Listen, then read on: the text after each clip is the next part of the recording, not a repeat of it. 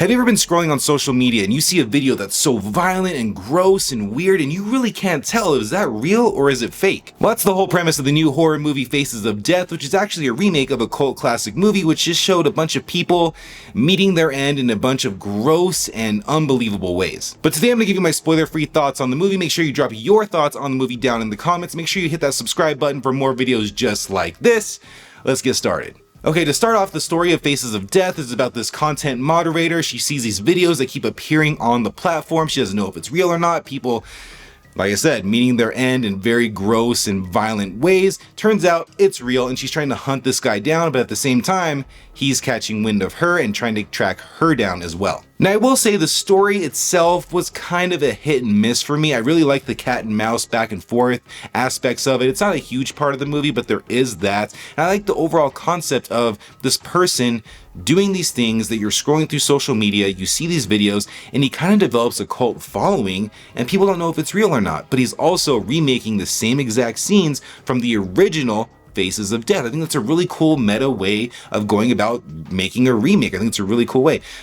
The story, though, is kind of up and down because of the decisions that the characters make. Now, I know this is a horror movie. I always say that whenever a horror movie has these different plot holes and just doing things for the sake of driving the whole thing forward. This movie does it as well with the decisions that the characters make, which at times is really out of character. It's interesting if you really break it down, things that the villain does, things that the main girl, final girl does. Sometimes it makes sense, a lot of times it doesn't. And I really do think that the writing is one of the biggest issues that this movie has because there is so much potential there. Once again, going meta is a great way to go about telling a remake, and I think it really works. But everything around that idea, around the concept, does not work. One of the last things that does work for me while watching this movie is DeCray Montgomery as the villain. He is kind of all over the place with this, right? Something that you want to see in a person that's doing these crazy, horrific things, where he can be up here, he can be over here with the way that he's acting, he can be this goofy, very lovable neighbor, or this crazy psychotic dude that's yelling at people in their face. Like, you don't really know what you're going to get with him, and I really like that. Now, the look of the villain, the way that he looks when he puts on the mask and the red contacts, really love that. I think it's a really creepy addition to what he's doing on screen, whether he's lurking in the shadows, whether he's doing the actual, the thing to the people. I think it really adds a layer of creepiness. The one drawback of this villain, though, sounds like it hits all the spots, right? From what I'm telling you, there's nothing that he does in this that's going to make you remember a certain scene and talk to your friends about this after they see it. There's nothing here in this entire movie that is called Faces of Death that you're going to remember, that you're going to want to talk about. It just kind of ends and you're like, okay, you didn't really do anything that was really, truly worth talking about. You have all these other crazy slasher movies of recent years, most notably Terrifier. Terrifier 1, 2, and 3 all have multiple scenes in those movies that you cannot get out of your head. You talk about it. It's very infamous scenes in those movies. This movie has nothing. So while DeCray Montgomery I thought was great as the villain, the writing didn't give him enough things to do to really make him stand out and make us really want to talk about his performance of the acts that he did, right? Villain was great. Everything around the villain was great.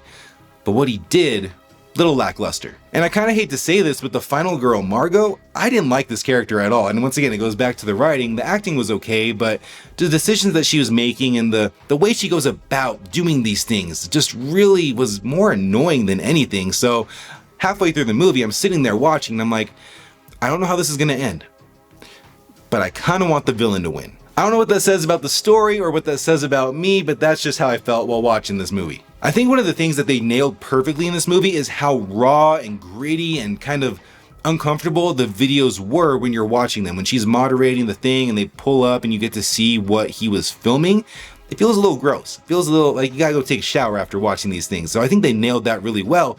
And you can kind of see, obviously they took inspirations from the original Faces of Death, but when I was watching this, I kept thinking of Sinister. If you've seen Sinister, you know exactly what I'm talking about with those home videos. That's what I was thinking about while watching this.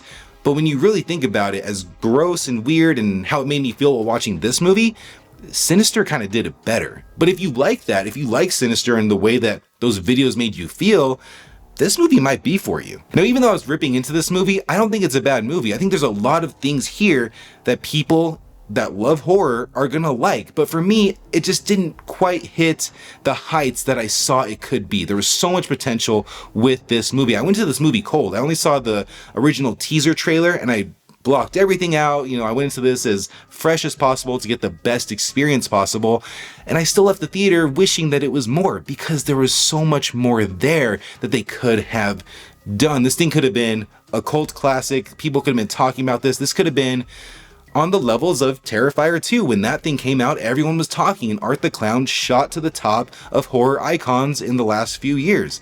This thing could have been close to that, or in that same realm, you know what I mean? So yeah, if you love horror, give Faces of Death a chance, check it out. But if you're not a fan of horror, I really can't recommend this one to you. It doesn't do anything particularly fantastic or great to make you really want to sit through the entire thing.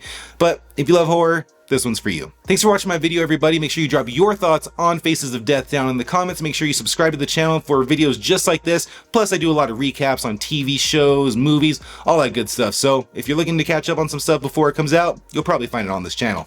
Thanks again for watching, and I'll catch you in the next one.